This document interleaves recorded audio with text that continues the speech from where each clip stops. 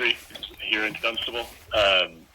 And I caught up with a couple other folks about this, but I'm trying to understand. They had concerns that a neighbor at 253 Pleasant Street was running a business out of their backyard. It looks like a landscaping type company. And I'm just trying to get the background on that from the select board. I know it had been previously discussed, and if there's some type of zoning thing to be aware of. I'm just trying to get myself up to speed with what was going on there and what steps, or if any, we should be taking to hear out the resident as well as hear out the other resident at 253. So. As far as the business part, I was actually involved with these two properties from a conservation standpoint, where there was concerns of potential violations and whatnot, and the Conservation Commission has addressed those, or in the process of addressing them. I haven't had anything to do with the concept of the being a business run out of either one of those properties. I think that would fall more in line with the inspection department. And do we know, because I was told it was prior business that select board discussed. Do we know if it was something the ZBA got involved with, or was it, where did it sort of leave off? I'm going to have to rough out the time frames, but I believe it was last summer that Dana Burns issued an enforcement order on the I think it's 253, where there was some business equipment or business materials. And I understand that there was some things that may have been removed afterwards, but I believe that we've received or been copied on letters from attorneys on both sides, from 253 and 257, requesting relief or stricter action from the town on both sides. And I understand that, but leading up to the shutdown, the attorney for the residents at 253, who I believe are the subjects of the enforcement order, were seeking out a way to appeal the building inspector's enforcement order. But I checked with ZBA. It doesn't sound like they have followed through with filing that appeal, and that may very well be due to COVID. So is there an enforcement order to what you're aware of now in effect? And I only ask because as a selectman, I went out and chatted with the residents at 257 at their house just to sort of better understand where they're coming from. And, I looked over into the yard that is, abutting them, and it looks concerning. And I'm just trying to better understand what steps the enforcement folks are going to take to alleviate what may be a commercial business being operated out of a backyard. So when I talked to Dana, he said there was an order, and that syncs with my recollection. I haven't seen the order, and I hate to put Jake on the spot, but I know Jake, you do some of the writing work for Dana. Do you recall if he ever committed that order to writing? Yes, there was an order. It was issued last year. You're right about that timeline. As far as we understand, the specifics of that were addressed. The thing that we got in response, speaking to those legal letters you mentioned, Brian, we got a response from the property owner in question's lawyer, who claimed and provided photo documentation saying my businesses, his businesses he run in Lowell, it's run out of offices in Lowell, that everything that was present on his property is for his own personal property and his own property's use. He agreed to disperse, loam and other things that were piled up. The property owner is claiming that nothing's happening, and his lawyer's been in contact with me. He's been in contact with Leo Tomatish, the chair of the Zoning Board of Appeals, and with a number of other officials. And as far as we can tell, this really is something that kind of needs to go to court, because it doesn't just involve materials. The complaining homeowner is also saying that there's a noise problem going on as well. So it's really a quiet enjoyment problem, a classic tort action, but they have to go through the process with us for zoning enforcement first, according to the complainant's lawyer. So really they need to have that ZBA meeting and have ZBA comment on it, and then they can go from there to the courts. Okay. Thank you, Jake.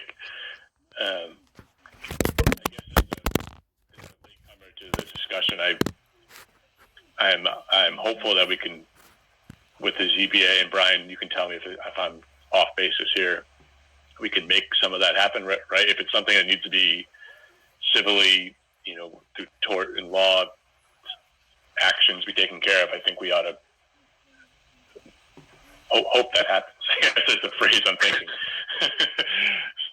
Right? I mean, it seems like this has been going on for a while. So, well, I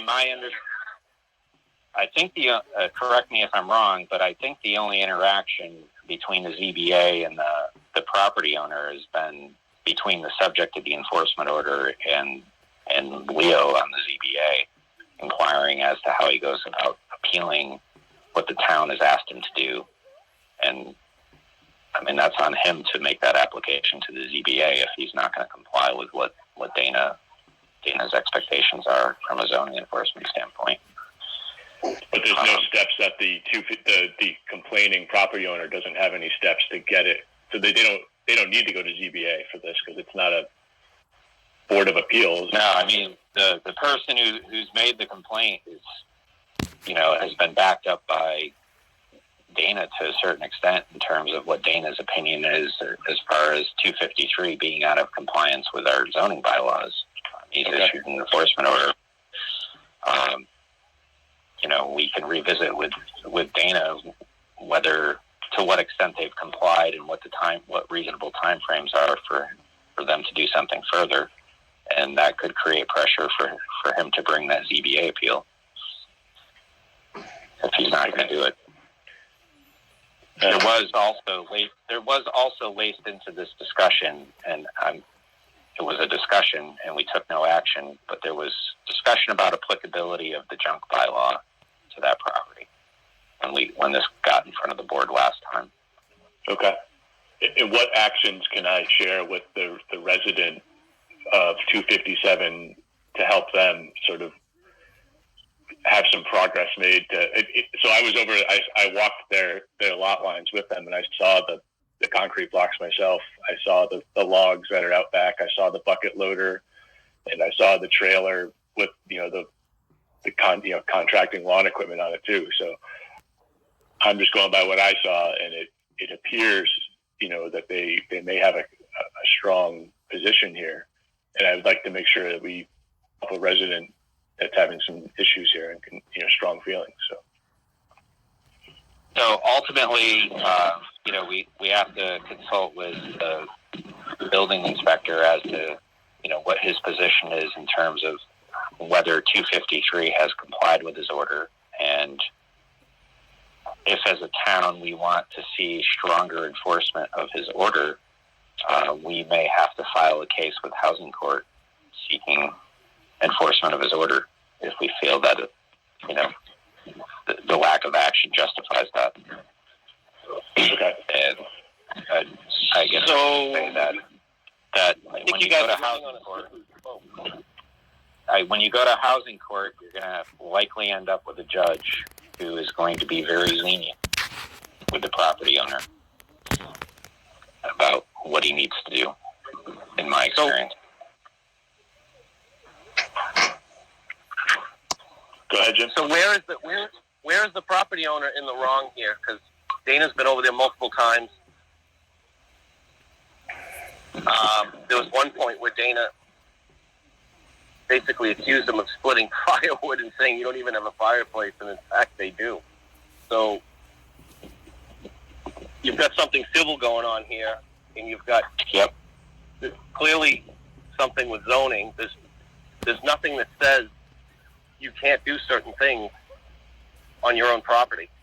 So this is not a cut and dry heat.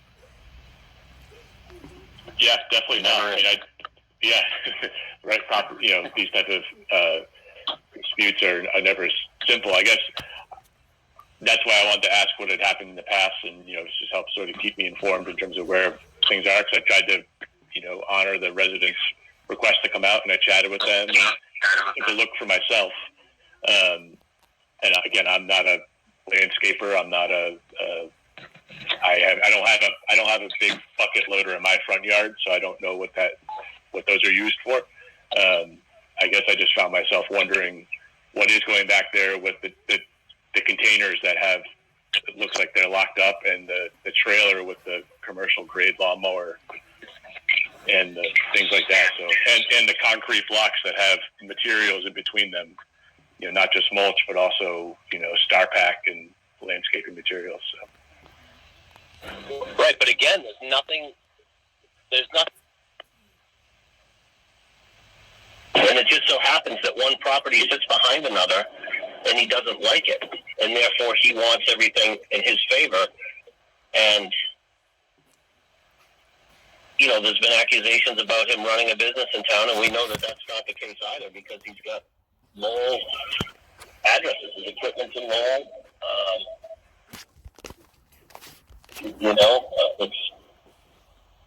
It's ugly.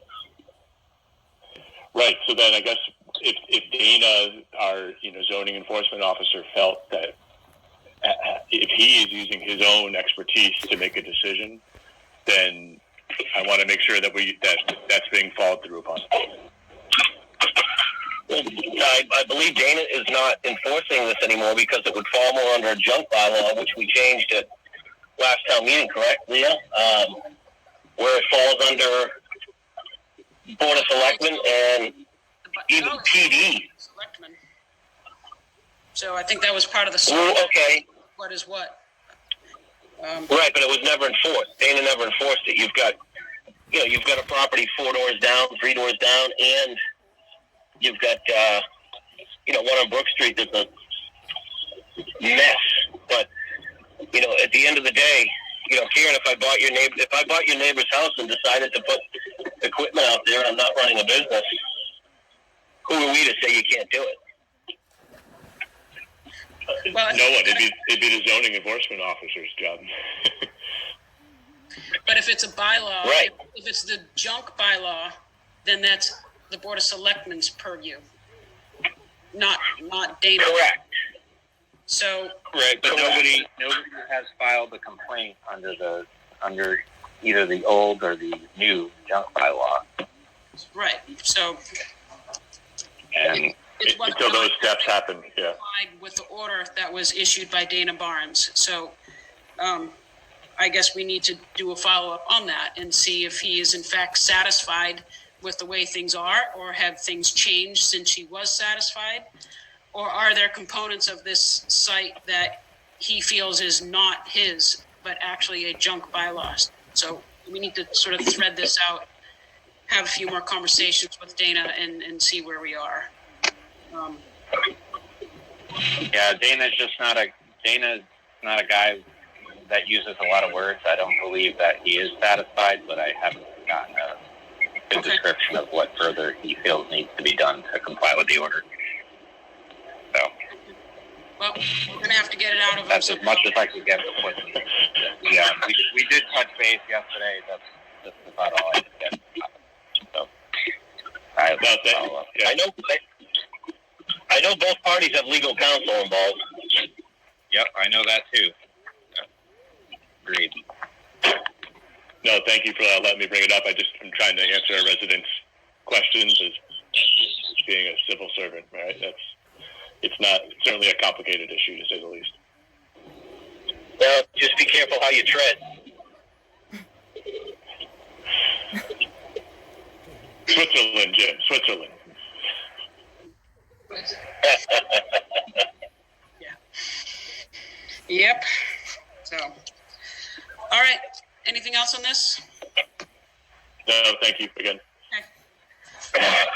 So, do we have a need to go into executive session?